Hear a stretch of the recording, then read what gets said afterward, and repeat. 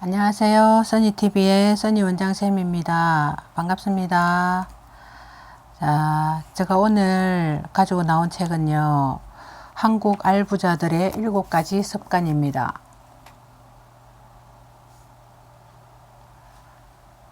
자, 7가지 습관이 어떤 것들이 있는지 제가 자세하게 알려드리겠습니다. 자, 알면서도 실천하기 어렵죠. 알면서도 실천하기 어려운 한국 알부자들의 7가지 습관입니다. 김송본 지음 BF북스에서 나온 책입니다. 자, 이 책에는요, 조금 옛날 시장에서 장사를 하던 그런 이야기들이 많이 나오고요. 그리고 옛날 부자들은 어떻게 했는지, 그리고 요즘에도 어떻게 하면 되는지, 요즘 시대에 그런 것들이 나와 있는 것 같습니다. 그리고 부자들 경제 공부를 제가 하면서 그런 부자들의 어떤 습관이라든지 지켜야 할 덕목 같은 게 좀 중복이 되는 게 많더라고요. 그 중에서 읽으면서 제가 그때 알려드리겠습니다. 제가 경제서적을 좀 많이 읽어봤는데요. 그 경제서적에 나오는 그 중요한 법칙들이 꼭 있더라고요. 그러니까 그런 것을 제가 읽으면서 하나하나 짚어가면서 읽어보겠습니다.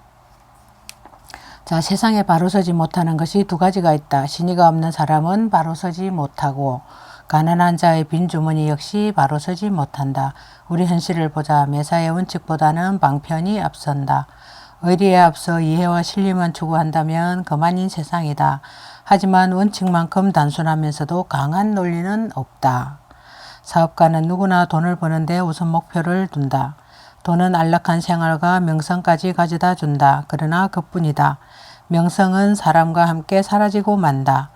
내가 아무리 돈을 많이 번다고 해도 언젠가는 세상에서 잊히고 만다. 만약 내가 언제까지나 꾸준히 노력하여 자랑스러운 사업을 이룩한다면 내가 죽은 다음에도 사업은 남는다. 너무 손쉽게 돈을 벌 수 있다는 것은 그만큼 돈과 돈으로 얻어지는 모든 것이 허망하다는 진리를 입증해 준다. 자, 삼성그룹 고 이병철 회장의 말이다. 만약 어버이가 자식에게 이익을 누리는 것만 가르치고 의에 따를 것을 가르치지 않는다면 결국 그 재산은 한 세대를 넘기기 힘들다라고 말했네요. 그렇겠죠. 그런 어떤 의리라든지 그리고 기본 덕목 같은 게 참 중요한 것 같습니다. 그것을 고 이병철 회장님께서 말씀하신 것 같네요. 장사의 경우를 보자. 만약 장사꾼에게 믿음이 없다면 그 직분을 지키기 어렵다. 의리가 없다면 그 책임을 행하기 어렵고 지혜가 없다면 직분을 유지할 수 없다.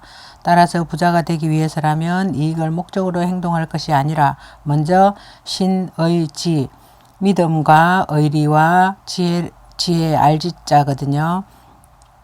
지혜를 기준으로 행동해야 한다. 그래야 그 대가로 돈이 생긴다. 신의지라고 합니다.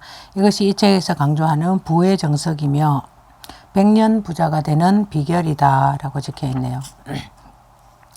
자, 여기서 서두에 제가 7차트, 그러니까 저희가 제일 처음에 이야기했던 것처럼 7가지 습관이잖아요. 부자들의 7가지 습관, 알부자들의 7가지 습관에서 그 첫 번째 습관이 뭔지 알아보겠습니다. 자신을 먼저 알고 돈을 공부하라고 하네요. 자신을 먼저 알라고 합니다. 어떻게 보면 가장 기본적인 게 아닌가 싶고요. 그 다음에 2번째, 스스로를 도와 우뚝 서라고 적혀 있습니다. 3번째, 속이지 않고 당당하게 정당하게 돈을 벌어라. 자, 4번째, 기본을 지켜야 돈이 쌓인다. 5번째, 견딜 힘을 키워 중심을 지켜라 라고 적혀 있습니다. 6번째, 불을 부르는 사람이 되라. 7번째, 남이 흉내내지 못하는 특별함을 팔아라 라고 하네요.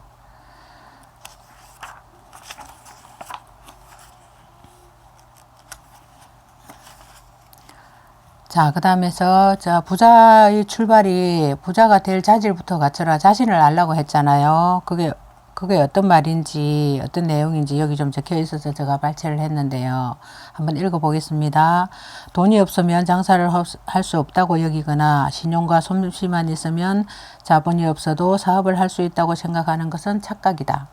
오늘날 높은 수익의 회사나 대기업도 처음에는 모두 작은 회사였다.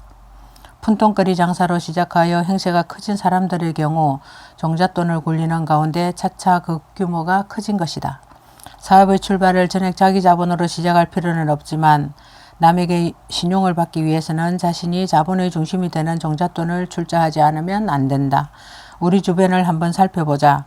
장사꾼이 자금만으로 무기로 영업력을 획득한다는 것은 애초부터 무리다. 큰 회사나 자본이 많은 곳이 돈을 잘 번다면 자본금 순서대로 벌어야 할 테지만 현실은 그렇지 않다. 형세가 크다고 돈을 잘 버는 것도 오래 남는 것도 아니다. 그렇죠.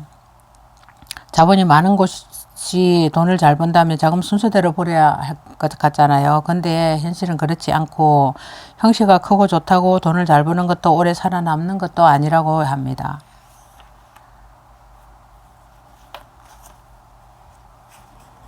그래서 그런 자본들을 모으기 위해서 종잣돈을 모으고 기업을 이루고 처음 작은 것부터 시작해야 옳은 길로 가는 거라고 말하는 것 같습니다. 자, 스스로를 도와 우뚝 일어서라 라고 적혀 있습니다.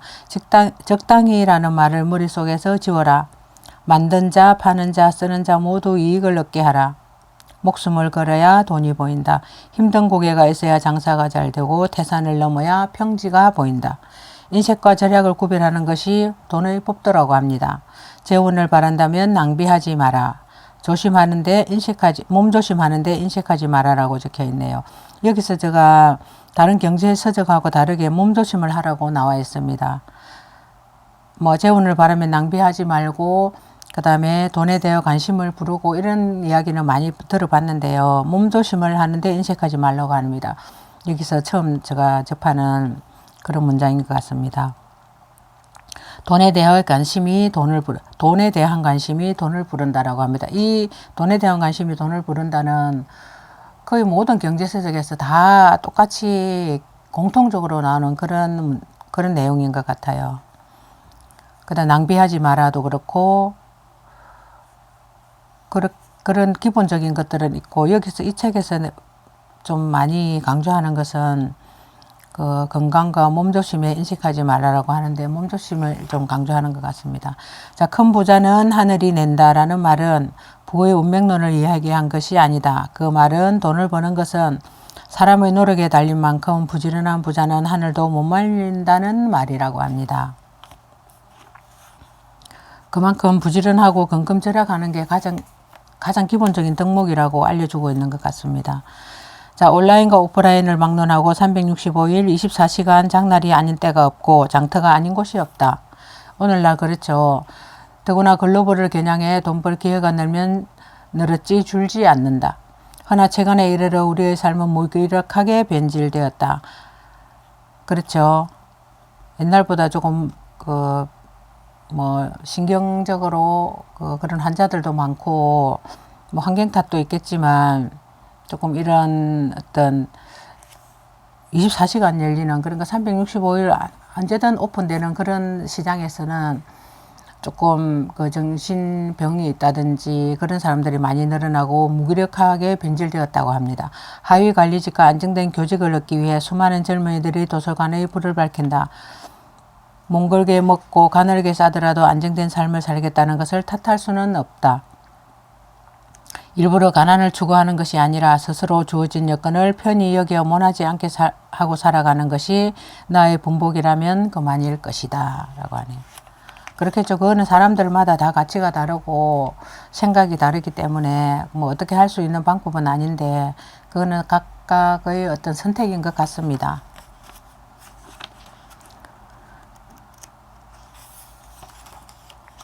자, 여기서 또 제가 좀 더 감명 깊게 읽은 그 문장이 있어서 제가 읽어드리겠습니다. 아끼는 것은 돈뿐만이 아니다. 인색하게 아낄 수 있는 것은 아껴야 하고 무엇이든 자린고비가 되어야 한다. 그렇게 작심을 하고 꾸준히 견뎌 일을 해나간다면 스스로 돈이 모이는 것은 사리에 맞다. 이것은 소극적으로 현재를 지키기 위한 안빈과는 구분된다. 자린고비가 되는 것은 가장 유효하고 적극적인 공격법이기도 하다. 들어오는 돈을 늘리고 나가는 돈을 줄인다면 이보다 좋은 일은 없다 라고 합니다. 자, 여기서 제가 1부를 마치고요. 다음 2부에서 찾아뵙겠습니다. 지금까지 함께 해주신 여러분 감사합니다.